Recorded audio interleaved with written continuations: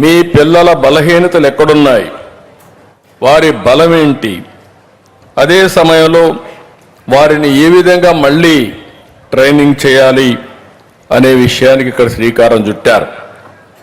ఇప్పుడే పాఠశాలకు వెళ్ళాను, అక్కడ నేను చూశాను క్లిక్కర్ ద్వారా ఒక వినూత్నమైన కార్యక్రమం ఆడియోలో చూపిస్తున్నారు, వీడియోలో చూపిస్తున్నారు.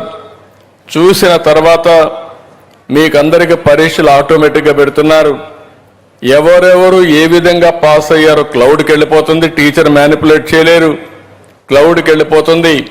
సరైన సమాధానమా లేకపోతే అందులో కూడా ఎంత స్పీడ్లో చెప్పారు, బాగా ఆలోచిస్తున్నారా, క్విక్గా చెప్పారు, ఇవన్నీ కూడా ఎవాల్యుయేషన్ అయిపోయే పరిస్థితి వస్తూ ఉంది.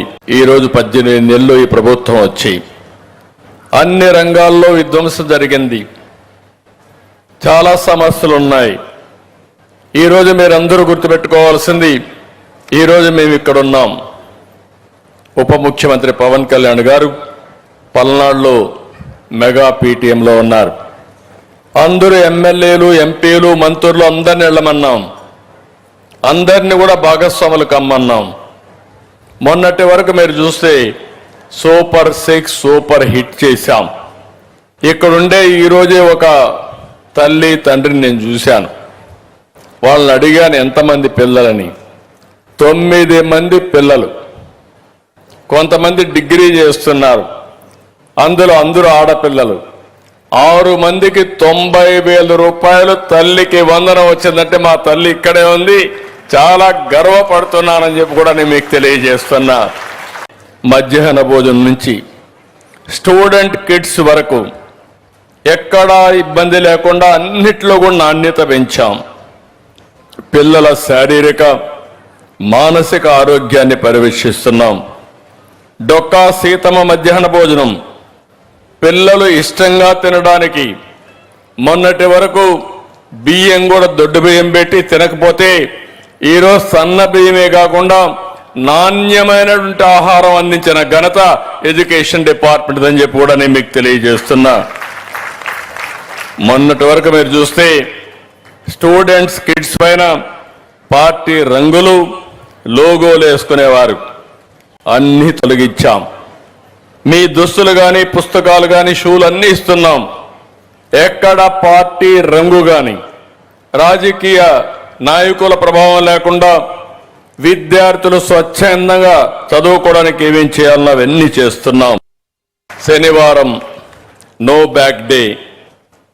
ఒకప్పుడైతే పిల్లలంతా పుస్తకాలు వేసుకొని చాలా వరకు గాడిద చాకరీ, ఏదో కొంపలు కూలిపోయినట్టు ఆ పుస్తకాలు మోసి మోసి అలసిపోయేవారు. ఇప్పుడు శనివారం అయితే హ్యాపీగా స్కూల్కి వచ్చి ఆడుతూ పాడుతూ మీరు నచ్చిన పని చేసి మీరు ఆనందంగా ఉండేట్టుగా తీసుకొచ్చారు. ఇది చాలా మంచి కార్యక్రమం. ఆటలు, పాటలు, అదే మరిగా మీరు చూస్తే పోటీలు, ఎక్కడికక్కడ మీకు నచ్చిన పని, మీరు ఏ పని ఇష్టంగా చేయగలుగుతారో అలాంటి పనులు చేపిస్తూ ఆ రోజు ఉల్లాసంగా మనోవికాసానికి ముందుకు పోయే పరిస్థితికి వచ్చాం. ఇంకో పక్క వాట్సాప్లో మీకు పంపిస్తున్నాం. ఇప్పుడే ఒక క్లస్టర్ అప్రోచ్ తీసుకున్నారు.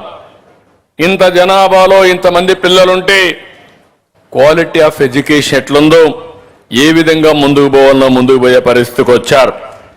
ఇంకో పక్క మీరు చూస్తే ఇప్పుడే విద్యాశాఖ మంత్రి చెప్పినట్టు విద్యలో జాతీయ స్థాయి ప్రమాణాలు అందుకోవడంలో మన రాష్ట్రం ముందడుగు వేస్తుంది.